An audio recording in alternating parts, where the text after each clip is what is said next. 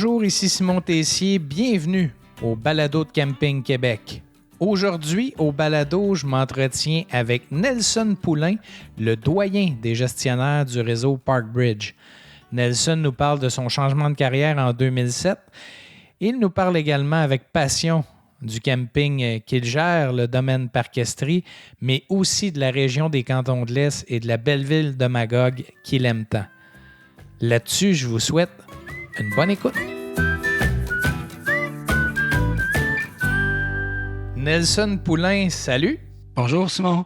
Ça va bien, Nelson? Ça va super bien, merci Simon. Nelson, gestionnaire du domaine Parc-Estrie depuis plusieurs années, figure connue dans l'industrie du camping. J'aimerais que tu m'expliques comment tu es débarqué dans l'industrie du camping. De ça, je crois que c'est en 2007, ça aussi, je fais erreur. Oui, c'est en plein ça. C'est une très bonne question. D'ailleurs, ça fait 15 ans déjà, Simon, que je suis, cette année, ça va faire 15 ans que je suis dans l'industrie du camping.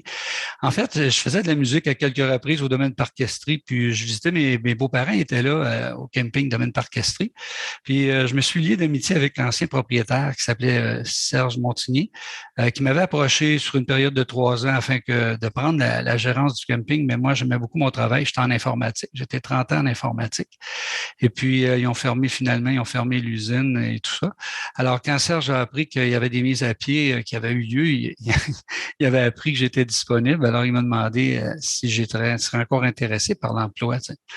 Alors, j'ai dit certainement. Puis, c'est là qu'il m'a dit qu'il était pour vendre. Ça, c'était en novembre 2006. Puis, il était pour vendre son camping à l'entreprise ParkBridge. Fait que j'ai eu la chance de rencontrer Serge, mais aussi Charles Kalman de ParkBridge, entre autres, là, pour passer l'entrevue et tout ça. Puis en janvier 2007, là, je devenais le premier gestionnaire de camping là, chez ParkBridge au Québec. Fait que mon expérience en informatique m'a servi pas mal aussi. On pourrait en parler un petit peu plus tard, parce que dans le temps, il y a 15 ans, Simon, au domaine Parc-Estrie, il prenait les réservations à la main. Hein. Alors, c'était vraiment c'était tout à la main dans un gros cahier. J'étais assez épaté. Et puis, on avait installé à ce moment-là Camping Pro. Alors, mon expérience en informatique m'a apporté beaucoup parce que j'ai pu installer le logiciel. Puis, eux m'ont donné l'expérience du camping. C'était bien le fun. Est-ce que ParkBridge, c'était leur première acquisition au Québec? Ou En fait, au niveau camping, je te dirais, je pense qu'il y avait les parcs de maisons modulaires Richelieu et Rémillard qu'ils avaient acquis, mais au niveau camping, là, c'était la première propriété qui avait aussi des maisons modulaires quand même au niveau du camping, mais ça a été le premier camping au Québec, oui. Et après ça, il y a eu Camping Alouette, je crois, et plusieurs autres. Pour se rendre à combien de propriétés en date d'aujourd'hui au Québec? Actuellement, il y a 11 propriétés actuellement, oui, au niveau de ParkBridge. Et toi, tu es le dernier des Mohicans, là, parce que tu es celui qui a le plus d'expérience dans le réseau. Oui, on m'appelle le doyen d'ailleurs. Le doyen. Comment ton rôle se joue dans le réseau comme tel, étant donné ton expérience? Est-ce que vous avez des échanges entre gestionnaires? Comment ça se passe? Oui, c'est le fun que tu poses la question. Chez ParkBridge, avec nos patrons, là, Sylvain Gauthier et Jean-Marc Désy, là, on s'est formé, il y a une équipe team, vraiment une équipe entre les gestionnaires. Alors, ce qui est le fun, c'est qu'en tout temps, on se communique, on transmet notre expérience dans le camping qu'on a, tu vois. Alors, souvent, il y en a qui vont appeler pour demander conseil. On donne aussi des formations de temps en temps quand c'est possible à ceux qui commencent, hein, parce qu'il y a des gestionnaires, parfois il y en a des nouveaux qui rentrent dans la compagnie. Alors, on s'échange, on échange l'information, on essaye d'être très ouvert tous et chacun, puis on a des réunions aussi assez régulièrement sur Team avec nos patrons pour mettre à jour où est-ce qu'on en est, s'il y a des gens qui ont besoin d'aide et tout ça. Alors, c'est vraiment le fun, là, oui. Donc, tu peux donner beaucoup, tu peux recevoir beaucoup aussi à l'intérieur de ce même réseau-là. Oui, absolument, Simon, parce qu'il y en a qui commencent, mais il y en a qui ont aussi des idées nouvelles. Hein. Fait que ça aussi, c'est le fun de profiter de ça en tant que doyen. Parlant d'idées nouvelles, comment on passe de gars d'informatique assis devant un ordinateur à gestionnaire de terrain de camping qui doit être sur le terrain aussi un peu? Là, c'est un changement drastique de carrière. Pourquoi tu as fait ça? Oui, mais en même temps, tu vois, c'est que très souvent, ma conjointe et moi, on allait camper en tente, un peu partout dans la province. Tu sais. On vivait des beaux moments de plein air, on rencontrait des gens, on faisait du vélo, la nature. Puis moi, je suis en fait, toute ma famille chez moi, c'était des musiciens. Hein? Alors, du public, on en a vu et tout ça. Puis, dans le travail que moi j'avais la responsabilité d'un département informatique où est-ce que c'est que c'était fermé, cloîtré, hein? Avec des codes très spéciaux parce qu'on avait la responsabilité de toutes les données de l'entreprise. Alors, moi qui aimais le public, c'est sûr que j'adorais et j'adore encore l'informatique, mais d'être dans le public, c'est un monde que j'aime, que j'adore. Fait que ça a été quand même facile.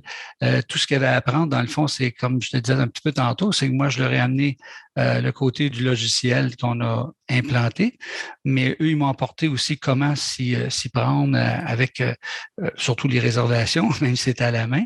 Puis en même temps, ben, tu sais, à travers toute cette belle expérience-là, j'ai eu la chance, justement, comme tu disais un petit peu tantôt, de vivre une expérience merveilleuse là, à titre de membre du CA de Camping Québec avec toi et plusieurs autres. Là. Donc, non, c'est vraiment extraordinaire. Le plein air, le monde, le service à clientèle, là, j'adore ça vraiment. Ce que tu adores aussi, pour te connaître, parce que tu l'as dit, on a siégé ensemble sur le même conseil d'administration, tu adores ta région. Les cantons de l'Est, tu adores ça.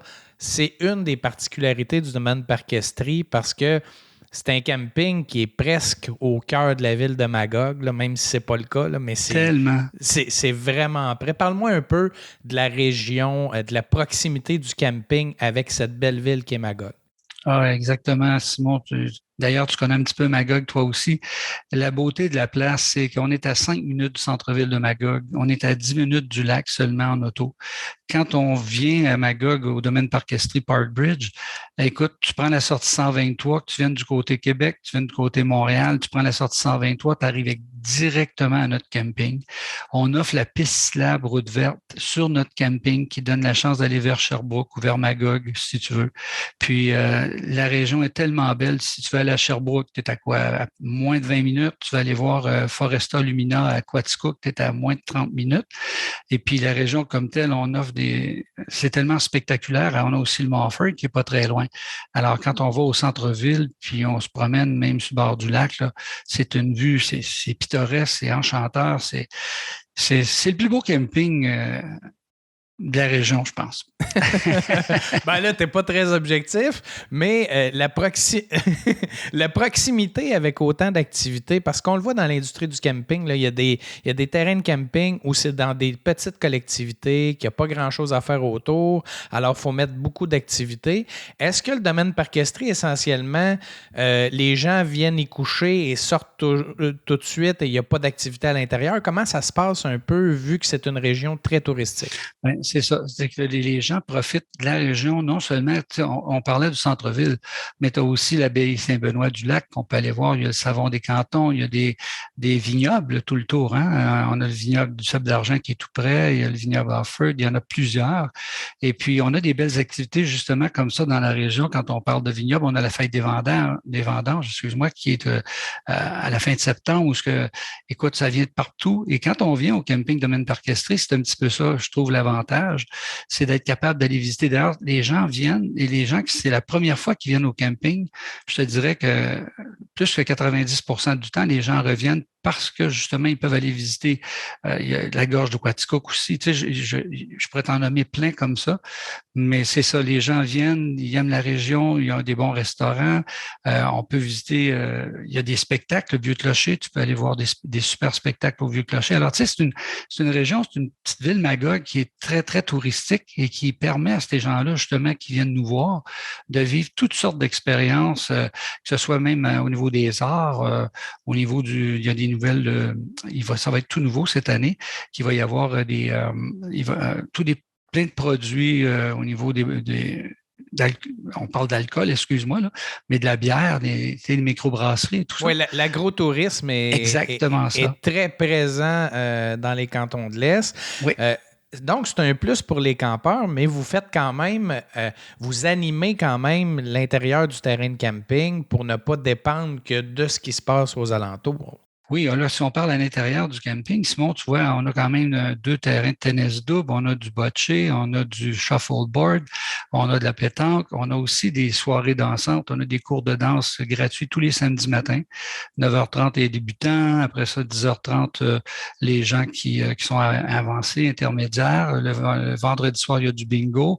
Alors, il y a une panoplie et quand arrive l'été, on a aussi des activités pour les jeunes, soit le rallye par enfant, on a aussi la journée de l'Halloween, on a la journée des enfants avec parade des cartes et tout ça. Alors, sur le site en soi aussi, il y a des belles activités à faire. Naturellement, il y a la piscine chauffée, les jeux d'eau et tout ça qui englobe là, tout ça avec le restaurant dépanneur sur place. Ouais.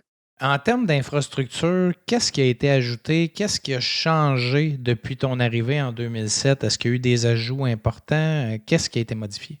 Ben, tu vois, on a fait l'ajout, ça fait pas très longtemps, là. C'était une grande demande du public d'avoir des terrains 50 ampères pour les clients saisonniers, puis aussi les voyageurs qui attendaient ça de plusieurs années. On a aussi le développement de terrains rustiques qu'on avait à du 30 ampères. On a ajouté 9 chalets dernièrement. En fait, dans les 3-4 dernières années, là, on a des 4 places et des 6 places. Les gens adorent le prêt-à-camper des chalets. Hein. Puis, qu'est-ce que les gens apprécient beaucoup sur le camping aussi, il faut que je le mentionne, Simon, c'est que nos patios de béton, ça peut paraître bizarre un peu, mais tu sais, quand tu es voyageur, puis tu fais une semaine, puis mettons qu'il y a de la pluie, ben c'est les gens apprécient énormément que nos voyageurs là, aient des patios de béton. Ça fait que quand il pleut, c'est beaucoup plus agréable. Là. Fait que non, aussi, puis naturellement, je l'ai dit et je le répète, c'est extraordinaire. Là, c'est notre belle piste cyclable route verte là, que les gens adorent. Tu as parlé des unités de prêt-à-camper. C'est quel type d'unité? Est-ce que c'est des chalets? Tu as dit 4-6 personnes. Qu'est-ce que ça permet d'accueillir? Qu'est-ce que ça offre comme service? OK. Alors, les chalets 4 places offrent la possibilité d'être 2 adultes, 2 enfants à l'intérieur. Pour les 6 places, on peut parler de 4 adultes, 2 enfants, à cause de la grandeur des lits, naturellement. Et puis, naturellement, les gens ont juste à apporter là, ce qu'on appelle la literie. Hein. Et on amène la literie, on amène nos chaises, on amène des linges à vaisselle et tout ça. Mais tout le reste est là. On a des barbecues qui sont à l'extérieur, que les gens peuvent utiliser. Écoute, je vais être honnête avec toi, sinon, ça fonctionne extraordinairement bien. D'ailleurs, comme partout ailleurs, je pense, le prêt-à-camper devient de plus en plus populaire. Hein? Et puis, chez nous, je t'avoue que les réservations, là, c'est assez extraordinaire. Là. On est très, très contents. Au moment d'enregistrer, on est à la mi-mai. Je fais des rondes d'entrevues dans les médias pour dire qu'il reste de la place dans les terrains de camping. Mais ce qu'on a remarqué dans notre sondage, c'est que les unités de prêt-à-camper, c'est extrêmement loué. Est-ce qu'il reste quelqu'un qui voudrait expérimenter, est-ce qu'ils peuvent louer maintenant les prêt-à-camper ou les week-ends sont tout bookés, il reste de la place la semaine? Qu'est-ce que ça a l'air, l'achalandage? Ben moi, je dirais que j'invite les gens là, à nous appeler parce que tu vois, certaines personnes vont prendre une semaine. D'ailleurs, quand on prend une semaine, tu sais, il y a un petit rabais qui se fait là aussi. Mais il y a parfois, des gens vont prendre 5 jours, 6 jours. Il peut y avoir 1 jour, 2 jours de libre. Alors, idéalement, c'est de nous contacter. Là, si tu me permets, je vais donner le numéro de téléphone. Ils vont l'avoir dans la description. Ils vont l'avoir dans la description. Ils vont avoir alors, toutes les j'invite les gens à nous appeler au domaine Parc Estrie Park Bridge pour vérifier la disponibilité parce qu'il se peut qu'il y ait certains, excuse l'expression, certains trous, hein, qu'il y ait certains terrains disponibilité, mais j'avoue qu'il faut que les gens appellent tôt parce que ça réserve vraiment beaucoup. Ouais. C'est quel type de client qui loue ça, des prêts-à-camper? Est-ce que c'est des gens qui ont déjà eu une roulotte? Est-ce que c'est des amis de campeurs? Est-ce que c'est des gens qui expérimentent pour une première fois? C'est quel type de clientèle qu'on retrouve? La question est tellement bonne. Écoute, nous, on a mis 4 chalets, pour te donner un petit exemple. Il y a 4 chalets. Dès que tu arrives à l'accueil au domaine Parc Estrie, tu vois tout de suite les 4 chalets 6 places. Alors, depuis qu'on les a mis, ceux-là, les gens rentrent et disent, c'est quoi? C'est-tu à louer, ça? Oui, c'est des chalets, tout ça. Alors, souvent, c'est des gens qui viennent nous visiter, qui disent, moi, l'année prochaine, je vais inviter mes enfants à venir avec nous autres. On va camper, puis nos enfants vont prendre des chalets. Ou c'est des gens qui, pas plus tard que la semaine dernière, quelqu'un nous disait, on aimerait ça vivre ça, l'expérience en chalet. On n'a jamais vécu ça. On a les maisons modulaires à l'année, chez nous. Hein. Alors, des résidents qui sont là, il y en a qui qui n'ont pas d'équipement de camping, alors ils louent. Puis, t'as les gens qui aiment le prêt-à-camper, point à la ligne, là, tu sais, qui aiment ça, les chalets comme ça, ouais. Tu as parlé de maison modulaire, puis là, je veux juste clarifier ça parce que des fois, les gens font il y a des maisons mobiles, ça doit faire un drôle de layout, mais c'est quand même séparé chez vous. Là. Il y a pas, c'est intégré dans le camping, mais en même temps, il y a quand même une séparation qui se fait entre le camping proprement dit puis le secteur modulaire. Oui, c'est ça, Simon. C'est assez bien décrit. Effectivement, tu vois, il y a une section de 445 sites de camping, tu sais, 245 saisonniers, 200 campeurs voyageurs. Et tu as 89 maisons modulaires, mais c'est séparé. C'est vraiment séparé. Sauf que ce que j'admire et ce que j'aime beaucoup à notre camping, là, c'est que quand ça joue à pétanque, par exemple, que tu sois voyageur, que tu sois saisonnier, que tu sois résident permanent, il y a tellement une belle chimie qui se fait chez nous. Puis ça, je pense, c'est une des plus belles choses que je t'avouerais que j'ai une grande fierté là-dessus. Parce que, tu sais, il y a des endroits que les gens disent hey, mon Dieu, c'est pas comme ça ailleurs. Tu sais, mais chez nous, c'est comme ça. Les gens sont contents comme je te dis, peu importe que tu sois un voyageur ou un saisonnier ou un résident, il y a une belle chimie qui se fait. Puis ça, c'est vraiment extraordinaire. Et oui, les maisons modulaires, effectivement, ils ont un secteur qui sont un petit peu plus et ils ont leur propre règlement. Tu sais, il y a des règlements au niveau du camping et il y a des règlements au niveau des résidents. Fait que oui, exactement, c'est ça. Depuis 2007, tu es là. Tu as vu donc en 15 ans passer beaucoup de choses. Qu'est-ce qui a changé depuis 2007 dans l'industrie du camping et qu'est-ce qui a changé pour toi comme gestionnaire? Ta question est tellement bonne. Moi, je te dirais, qu'est-ce qui a changé au niveau de l'industrie? C'est une très bonne question que tu as pour moi. Je ne sais pas si je te disais que les gens, je ne sais pas comment ça se passe ailleurs, mais comme chez nous, tu sais, je pense, l'exigence peut-être. Je te dirais que les voyageurs, les saisonniers ont une exigence qui sont un petit peu, tu sais, ils savent ce qu'ils veulent aujourd'hui. Ce qui a beaucoup changé, c'est est-ce qu'on peut vivre sans Internet? Non. Si ton Internet n'est pas bon. Oui, avant, dans les terrains de camping, il y avait 3 services. Il y avait l'eau, l'électricité, les égouts. Maintenant, il y a 4 services. Il y a l'eau, l'électricité, l'égout, puis l'Internet. Oui, puis je te dirais même, écoute, j'ai vu, puis c'est correct, hein, il y a des gens qui écoutent même leur télévision, parfois quand il fait très beau, très chaud, là, qui vont mettre ça à l'extérieur pour regarder la télé. Fait que le camping, tout le côté qu'on dirait qui a vraiment changé, c'est que ils veulent avoir, je te dirais, les mêmes, et c'est correct, là, c'est normal, ils veulent les mêmes commodités qu'on a à la maison, tu vois, être capable de vivre en camping ce que tu as à la maison. Fait que pour moi, c'est ce que j'ai vu le plus évoluer dans mes 15 ans, Simon. Qu'est-ce qui s'en vient pour Nelson Poulain et qu'est-ce qui s'en vient pour le domaine parquesterie? Est-ce que vous avez des projets sur la table? Est-ce que on est plus en mode consolidation? Est-ce qu'il y a des choses qui s'en viennent pour vous? Écoute, je t'avoue que le domaine parquesterie Parkbridge, en fait, Parkbridge au niveau du terrain, juste l'autre bord de la piste lab, on a un terrain de 35 hectares qui est de l'autre côté. Et puis, ça fait longtemps que l'entreprise souhaite développer, mais à Magog, il y a l'usine d'épuration qui est pleine à 120 % qu'on appelle. Mm-hmm. Et en 2025, d'ailleurs, j'ai eu une discussion avec la mairesse la semaine dernière, puis d'ici 2025, là, la nouvelle usine d'épuration devrait être en fonction. Alors, Parkbridge, il va y avoir probablement du développement possible, mais pour le moment, je ne peux pas m'étendre sur le sujet parce que tout est embryonnaire. Hein? Et puis 2, ça va être une belle annonce à faire quand ça va être possible de le faire. Chose certaine, il y a de la demande. Il y aurait de la demande pour avoir plus de sites, plus d'offres disponibles. Ça, c'est sûr. Il y a de la demande dans plusieurs domaines actuellement. Et c'est sur la table. Puis, je pense que Sylvain Gauthier, qui est le directeur des opérations et développement au niveau de Parkbridge, est en analyse là-dessus. Puis, mais je pense qu'il va y avoir, je le crois, qu'il va y avoir un moment donné une annonce qui va être faite au niveau du développement du 35 hectares. Oui. Est-ce que présentement, à l'intérieur du camping, vous pouvez toujours ajouter des choses ou améliorer certaines choses ou vous êtes un peu pris avec la superficie que vous avez et les limitations que vous avez? Oui, c'est maintenant pas mal limité, Simon. Je te dirais que la seule chose qui pourrait être fait de plus, c'est que peut-être éventuellement augmenter les 30 ampères en 50 ampères peut-être, ou prendre des 2 services 15 ampères et les changer en 3 services 30 ampères. Mais globalement, au niveau de la superficie actuelle, on est vraiment limité là, à ce qu'on a comme superficie actuellement.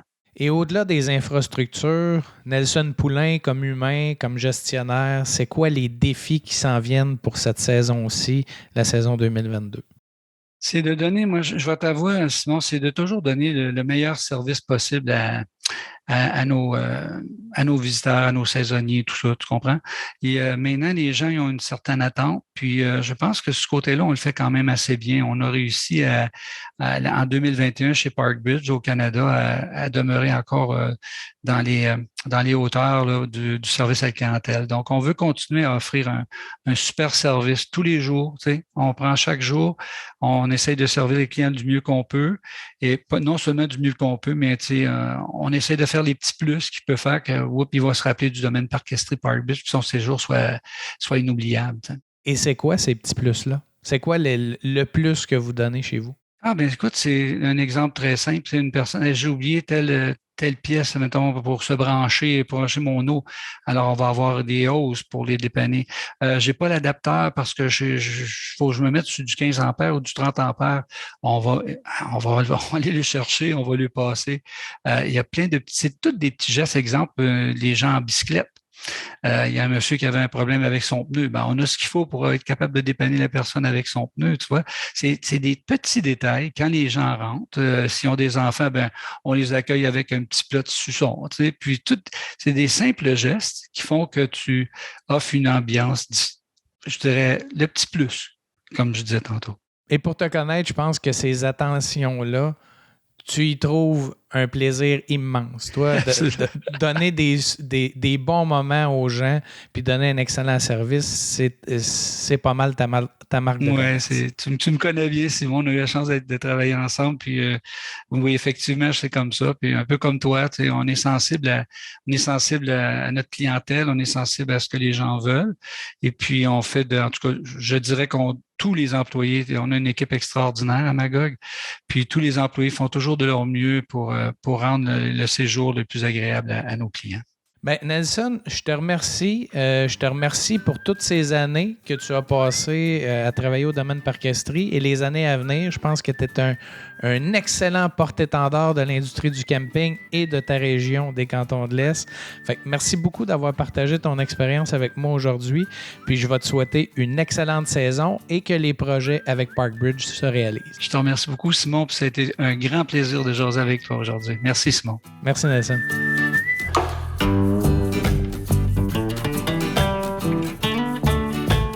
J'espère que cet épisode vous a plu. N'hésitez pas à nous transmettre vos commentaires et suggestions. Je vous invite également à nous laisser une belle note de 5 étoiles sur Apple Podcast. Le lien est dans la description de l'épisode. Au plaisir de vous retrouver dans un prochain épisode. Camping Québec le balado, une réalisation de Charles Thompson, le Duc.